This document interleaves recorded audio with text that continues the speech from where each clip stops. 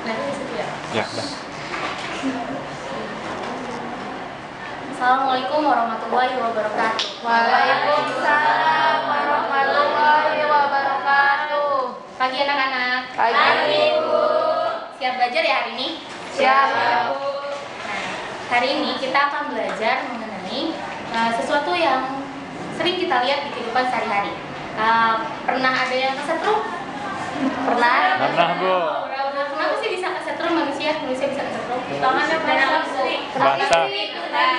Nah, kena listrik. Nah, jawaban yang lebih ilmiahnya ada di demonstrasi kali ini. Nah, Ibu sudah bawa larutan, 4 larutan.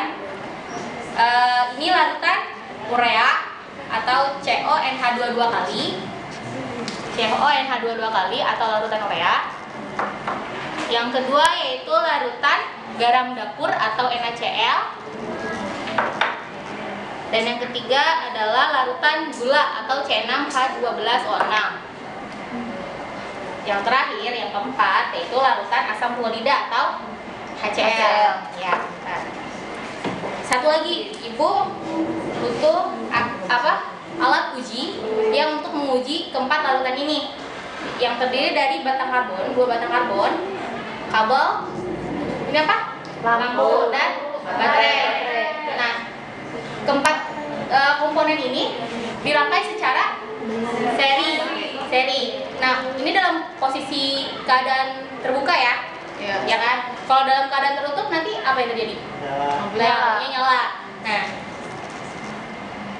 langsung kita uji ke 4 larutan itu. Mau yang mana dulu?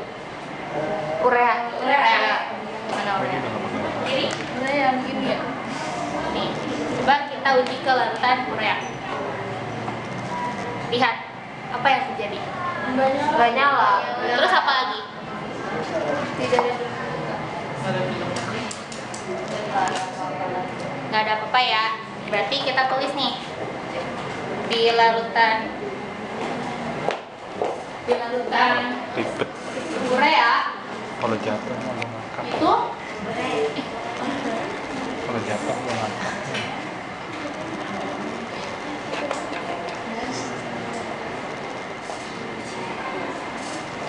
itu tidak ada nyala lampu dan tidak ada lembung di elektroda C. Nah, sebelum ke larutan lain kita cuci dulu. Kenapa dicuci, Bu? Biar tidak terkontaminasi. Larutan urea udah. Larutan yang kedua larutan Garam. NaCl. Atau larutan NaCl.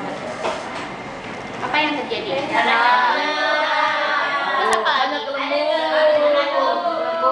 Lembungnya banyak ya. Berarti untuk larutan NaCl itu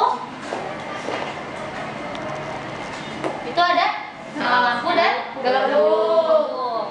Sekarang larutan yang ketiga.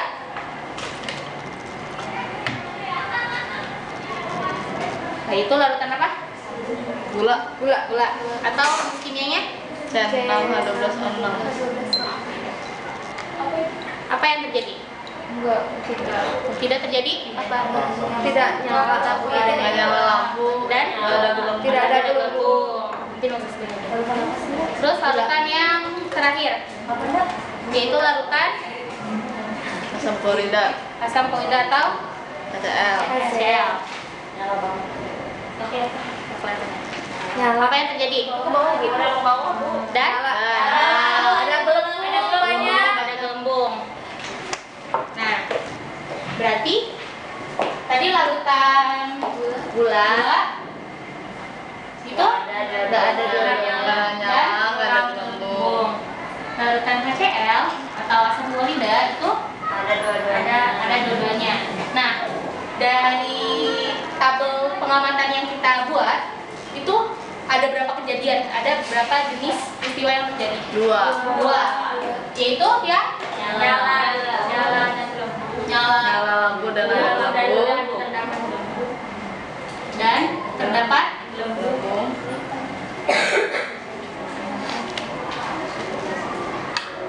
Dan yang kedua tidak nyala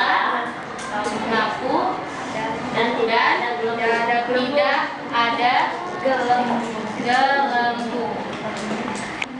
Yang ada nyala lampu dan terdapat gelembung yang apa?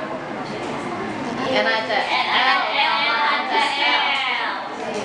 NaCl ada garam dapur dan asam klorida. Yang tidak dapat nyala lampu dan tidak ada gelembung larutan apa? Larutan urea dan larutan gula. Nah, yang ini tadi bisa nyala lampu, yang ini tidak. Kalau ada nyala lampu berarti ada apa? Listrik. Ada arus listrik. Berarti ketika rangkaian itu dimasukkan ke dalam larutan itu ada apa? Ada arus listrik. Berarti larutan itu dan larutan NaCl dan larutan HCl bisa menghantarkan arus listrik. Nah, ini bisa menghantarkan Arus listrik. kelihatan nggak tulisannya? Selatan. Arus listrik. Dan yang ini tidak bisa. Kalau tidak nyala lampu berarti tidak ada arus listrik. Tidak ada arus listrik. Ada yang bisa menghantarkan arus listrik dan ada yang tidak bisa menghantarkan arus listrik. Yang bisa menghantarkan arus listrik itu disebut larutan elektrolit. Dan yang tidak dapat menghantarkan arus listrik disebut larutan Bukan elektrolit. elektrolit. Nah, dari hasil demonstrasi dan hasil pengamatan kita, ada yang bisa menyimpulkan apa pembelajaran apa yang kita dapat hari ini? Coba Anggia. Berarti larutan garam NaCl sama asam klorida dapat menghantarkan arus listrik. Dan disebut. Larutan elektrolit. Sedangkan yang ini Buat yang garam dan urea tidak bisa menghantarkan arus listrik, biasanya larutan non-elektrolit. Terus kalau misalnya kita kaitkan dengan pertanyaan kita yang pertama, kenapa manusia bisa kesetrum? Karena manusia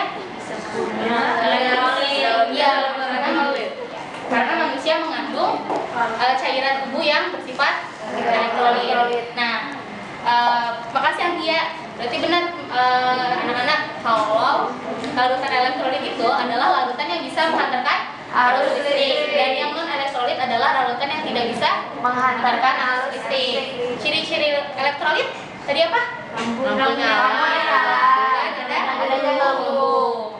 Bentar, sampai sini ada yang mau ditanyakan? Nggak ada. Kalau misalnya nggak ada yang ditanyakan, ibu yang nanya nih.